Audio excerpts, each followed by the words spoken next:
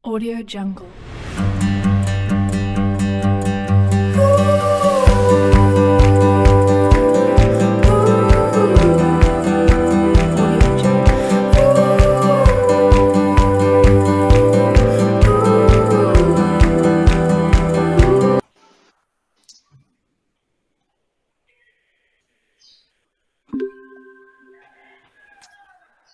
Assalamualaikum warahmatullahi wabarakatuh. Waalaikumsalam Waalaikumsalam warahmatullahi warahmatullahi wabarakatuh. Selamat pagi anak-anakku semua. Sehat semua ya hari ini? Alhamdulillah. Puji Tuhan sehat, Pak. Alhamdulillah. Kenapa? Puji Tuhan sehat, Pak. Ya, untuk kali ini berkesempatan untuk bertemu walaupun daring ya. Nah, sebelum memulai pembelajaran hari ini, sebaiknya kita berdoa terlebih dahulu. Dimohon untuk David Irfan memimpin doa untuk teman-temannya. Baik teman-teman, sebelum mulai kelas pada pagi hari ini, mari kita berdoa untuk agama dan keyakinan masing-masing. Berdoa dipersilahkan. Berdoa selesai. Baik, terima kasih Mas David. Nah, untuk kali ini, pertemuan kali ini tujuannya itu agar anak-anak sekalian ini bisa mengidentifikasi karakteristik yang diturunkan oleh orang tua kepada anaknya. Kemudian juga mengidentifikasi cross kromosom laki-laki dan perempuan, dan juga dapat membedakan sifat-sifat yang dapat dilihat mata secara fisik dan susunan informasi genetik yang mengkode karakternya sendiri. Baik, Bapak akan share screen materi pada pagi hari ini.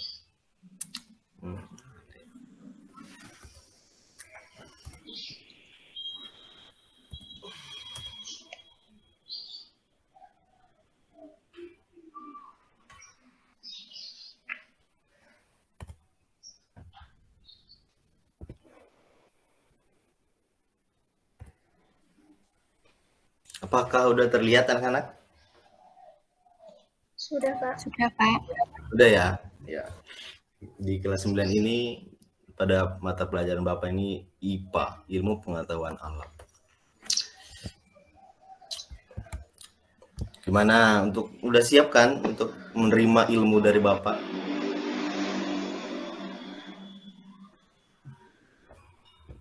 Halo, anak-anak. Dengar nggak suara Bapak? Iya, Pak. Siap nggak siap harus siap kan, Pak? Siap. Materi kali ini kita akan membahas peranan materi genetik dalam penentuan sifat.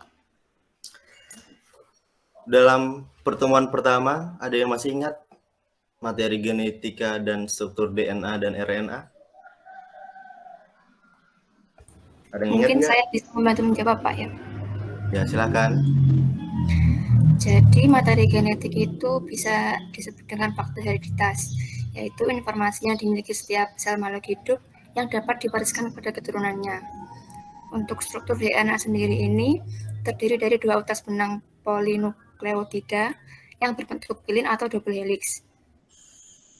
Benang polinukleotida ini tersebut berisi nukleotida.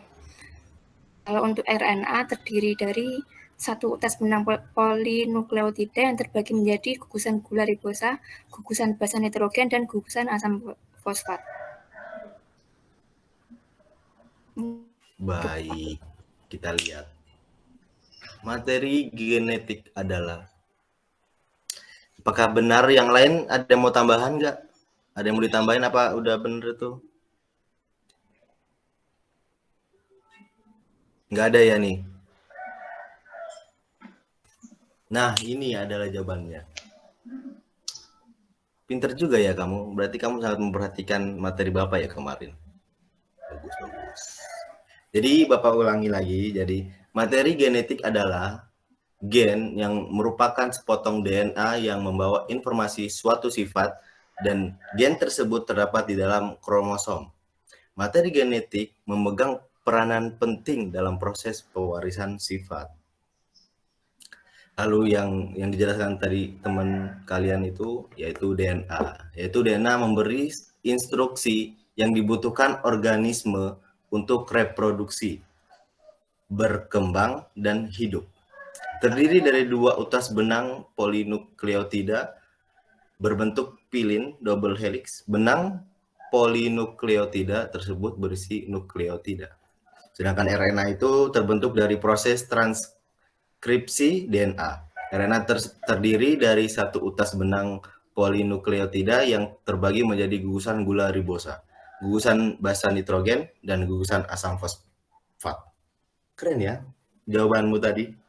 Sangat lengkap. Nah, ini Bapak akan mengingatkan kembali. Masih ingat kan ada tugas Bapak? Ingat kan? Ingat, Pak. Nah, apa tuh tugasnya minggu lalu?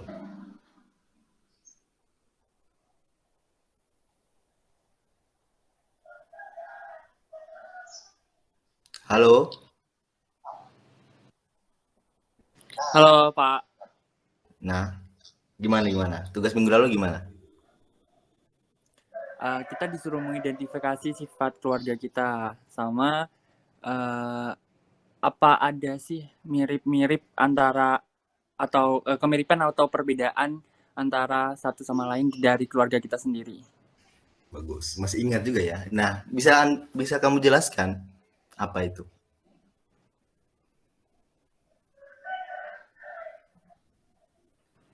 Oke, dari keluarga saya ya Pak. Jadi Ya. keluarga saya memiliki gen keturunan yang tinggi. Nah, keturunan itu diberikan kepada saya dan kakak saya. Jadi itu merupakan yang menurut saya mirip itu. Untuk yang lain mungkin saya dan kakak saya dan orang tua saya berbeda. Bedanya di sini saya dan kakak saya tidak terlalu gemuk dan orang tua saya gemuk. Mungkin itu. Baik, luar biasa. Yang lain? Puput, mau jelasin nggak? Sudah cukup. Udah cukup. Baik. Jadi, peranan materi genetik dalam proses pewarisan sifat tak dipungkiri menjadi hal yang sangat penting, di mana sifat, golongan darah, warna kulit itu, atau bahkan jenis penyakit yang dimiliki seseorang tidak serta-merta hadir di dalam tubuh. Artinya, sifat dan karakteristik setiap orang merupakan warisan dari orang tuanya yang diberikan melalui materi genetik yang seperti dijelasin sama teman kalian tadi. Materi genetik pada ayah dan ibu akan tergabung dalam proses fertilisasi. Dari penggabungan materi genetik ini muncul karakteristik yang mirip dengan ayah dan ibu. Jadi kalau misalnya ayah ibu itu punya anak terus anaknya itu berbeda dari orang tuanya, wah anak siapa itu? Haha, ngakak abis.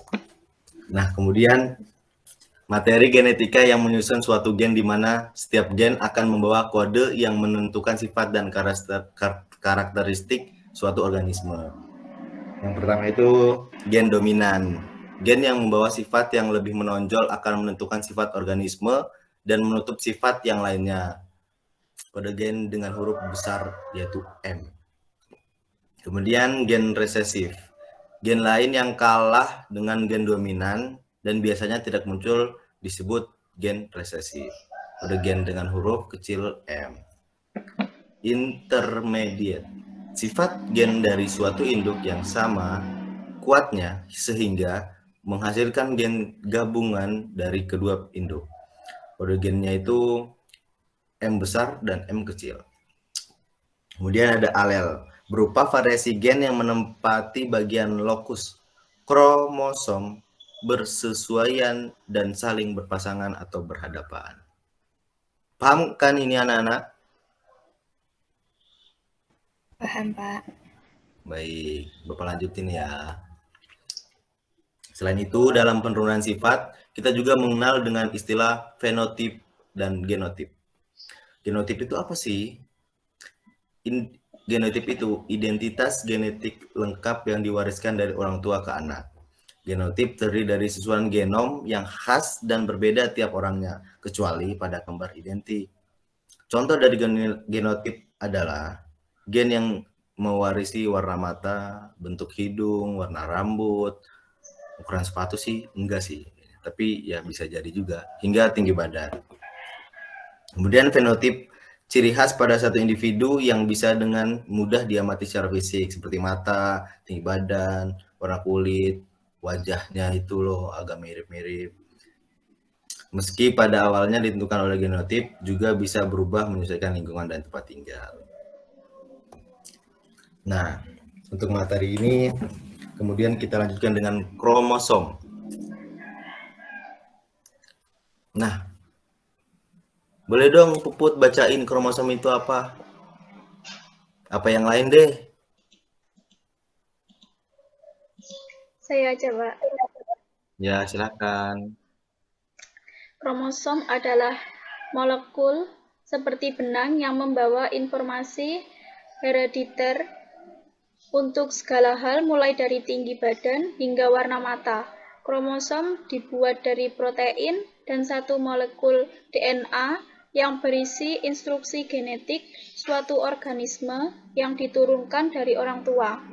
Pada manusia, hewan, dan tumbuhan, sebagian besar kromosom diatur berpasangan di dalam inti sel. Manusia memiliki 22 pasang kromosom, ini yang disebut autosom. Baik, ini kayaknya sangat aktif ya. Bapak beri nilai plus nanti. Nah ini selama Bapak jelasin, kalian nyatet kan poin-poin penting buat bahan belajar di rumah.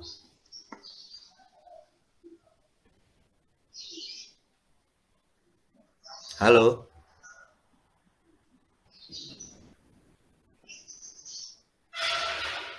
Halo, dengar nggak suara Bapak? Iya, Pak. Baik, kita lanjutin.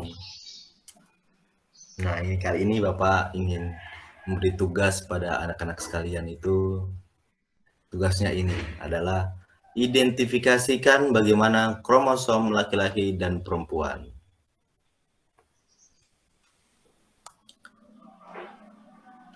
Nah, itu kalian kan tahu kan tugasnya ini, catat dulu dong.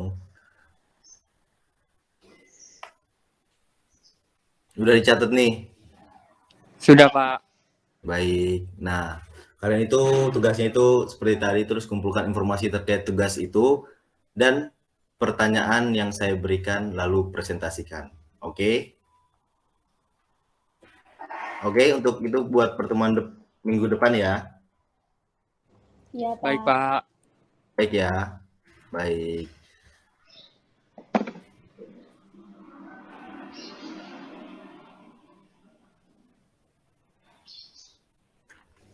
Saya Nah, mau sekian dari... bertanya, boleh nggak, Pak? Oh, bertanya?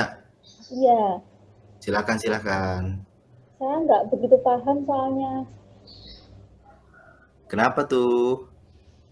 Itu kan tadi katanya kalau misal nggak ada kemiripan itu berarti bukan anaknya gitu ya? Kenapa? Tadi kan Bapak bilang kalau semisal anak itu nggak ada kemiripan sama sekali sama orang tuanya, berarti kemungkinan besar itu bukan anaknya, gitu kan?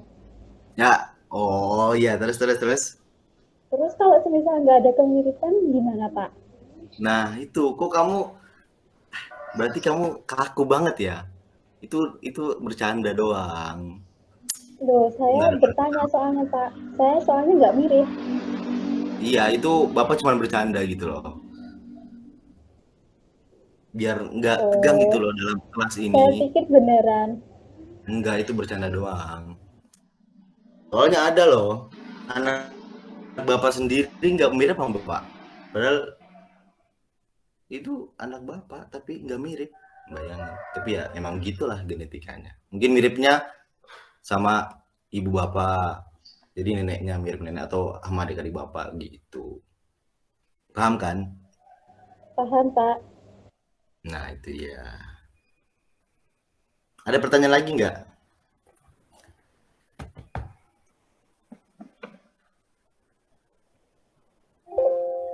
Ada pertanyaan lagi? Oke, saya mau bertanya Pak. Silakan. Jadi kan di mana-mana kalau kita misalkan mau bikin KTP itu pasti kan disuruh pakai sidik jari. Nah, kenapa sih sidik jari itu penting? DNA sidik jari itu penting?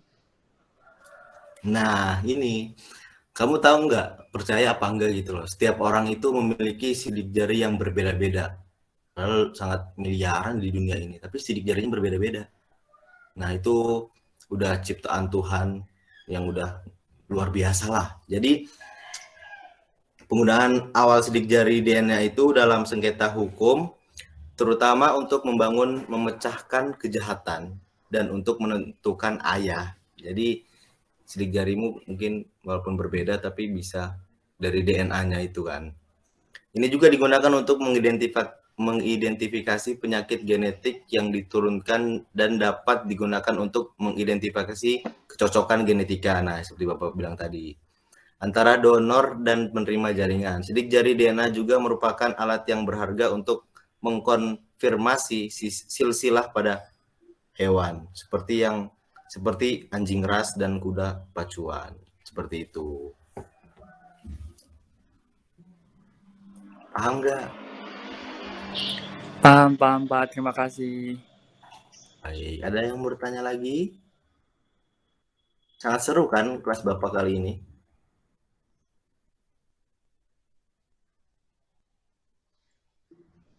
Seru banget, Pak. Iya dong, harus dong. Ada yang mau bertanya lagi?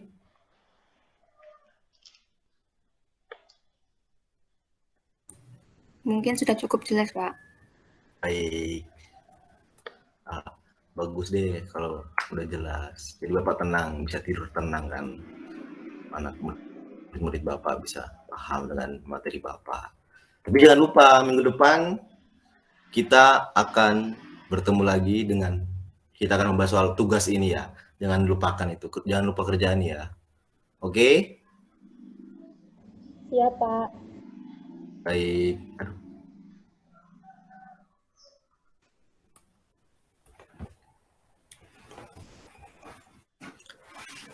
Nah, karena Bapak waktunya udah habis sih kayaknya. Baik. Pak, hentikan dulu screen. Nah. Sudah selesai ya. Sebelum kita mengakhiri pertemuan kali ini, mohon David Irfan pimpin doa lagi untuk mengakhiri. Bapak, sebelumnya untuk absennya kita gimana ya Pak? Kenapa? Absen kita. Apakah absen? Oke. Bapak udah share udah screenshot tadi. Jadi siapa aja yang masuk Bapak udah tahu.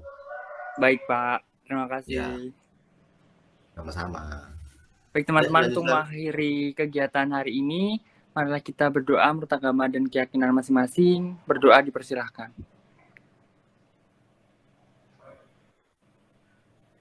Berdoa selesai. Baik, terima kasih anak-anak ya. Semangat, tetap terus belajar ya walaupun keadaan seperti ini. Tetap stay safe, ya gitu-gitulah. Pokoknya jaga kesehatan pandemi seperti ini ya. Baik, Bapak keluar dulu ya. Assalamualaikum warahmatullahi wabarakatuh. Waalaikumsalam warahmatullahi wabarakatuh. Terima kasih Pak. Terima kasih Pak. Oke, sama-sama.